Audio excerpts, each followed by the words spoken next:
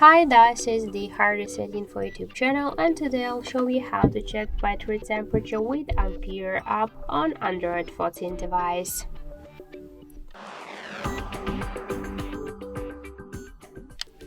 So to do that, we should open first the Play Store app, and in the search bar we should enter the Ampere to get this application. So tap here to install button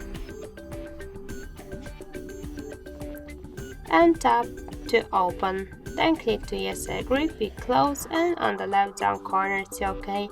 And now we can see here information about our battery temperature, and in my case this is 38 degrees. And also we got here more information like the battery health, capacity, voltage, and more other info.